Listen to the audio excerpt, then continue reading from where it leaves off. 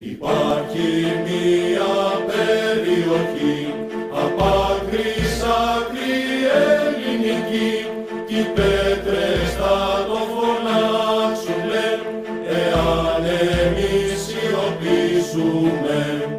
Είναι η γη των πατέρων μας, η χώρα των Μακεδόνων, η ρίζα της Ελλάδος μας, το καύχημα των αιώνων.